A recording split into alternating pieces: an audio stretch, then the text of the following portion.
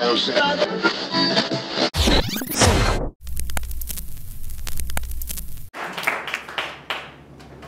a lot. Cut to 1997-ish. 1997? How do you feel about 1997? That's a rhetorical question. All right, so I just, around this time I moved to England to be with a woman that disliked me intensely. At that time in Britain, it had become near impossible to find good drugs unless it was cocaine. Swaz had the country's last decent ecstasy connection, a bug-eyed, chubby guy named Alfonso, who seemed totally hapless and sometimes wore a bolo tie over a Hawaiian shirt. I was in a club, sitting on the floor, rolling my jaw around and obsessively feeling my skull. A guy came up, shouting over the music. "Where you bud?" he said. "Ha ha, what ha ha? Where did you get your pill?" he repeated. "Alfonso." "What? Who?" "This guy named Alfonso, ha ha ha. Where is he?" I don't know, he lives, did you get it here?" No, we called him." My eyes crossed and uncrossed. "You don't give a fuck, do you, you daft cunt? Ha ha ha. You fucking twat, you don't even know where the fuck you are, do you? Ha ha ha." Eyes rolling and rolling. "I don't do E anymore. Don't do E anymore. I will hang out with you when you're on E.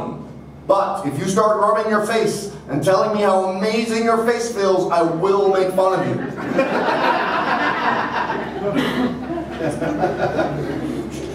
Swaz told me she heard voices. She had sudden bug-eyed outbursts. She burst into tears and shriek at me. She had an evil streak. She'd say something innocuous that would devastate, and she pretended she wasn't trying to hurt me. I'd go back to North America to play shows, mostly in brown, cold cities on flat terrain. In the end, I'd fly from Columbus or Cedar Rapids back to London. I flew to East Lansing for 2 weeks opening shows for Dave Matthews.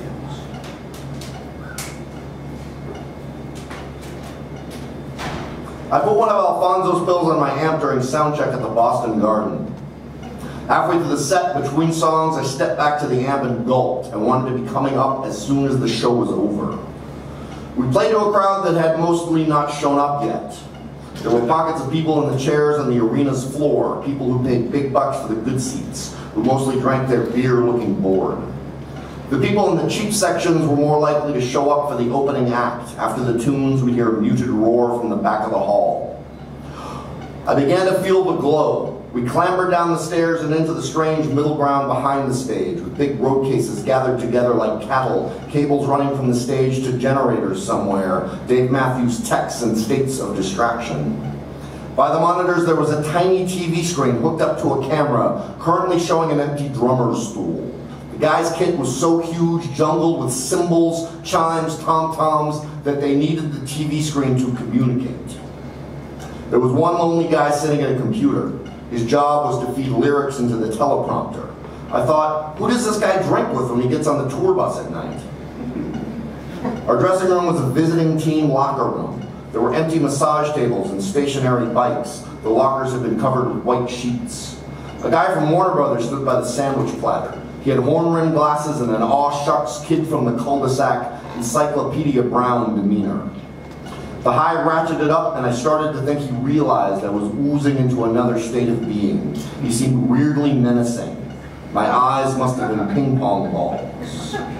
I got more googly-eyed as he chatted. I hopped up on one of the stationary bikes and started pedaling, idly then furiously. I stopped pedaling, and the force of the exertion shot an intense blast of drugs. When you're on E and you move intensely, then stop, you feel like you've ignited. This is why E goes so perfectly with dancing. My body shook in pleasure and disorientation. Encyclopedia Brown was still talking. I dismounted and walked off mid-sentence. Dave Matthews took the stage to grand hurrahs. I walked out of the barricades and into the crowd, looked up at the people on the stands, the spotlights tracing over them. The whole place seemed to be breathing in unison. I was grabbed by a girl in a hippie dress and pulled into the seats. "Dance with us." "Are you on E?" I asked idiotically.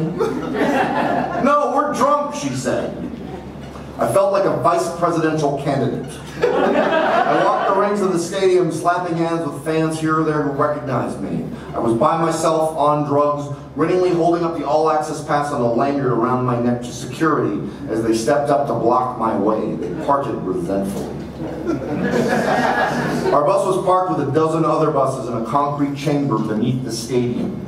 One weirdness of an arena tour is that you go to sleep on the bus at night as it heads out to the next show, then wake up inside a hockey stadium in a giant gray room, some of them as big as a double football field, lit with yellow fluorescence, neither in daytime nor night, and the loud thrumming of all the bus's generators. Once you had your coffee in you, you had to clamber all over the arena searching for an exit to see what kind of day it was. As the bus pulled out of the arena that night, I was in the back lounge. The E began to wear off, and in grief, I gulped another. I came up as the sun came up. Not knowing what else to do, I took off all my clothes.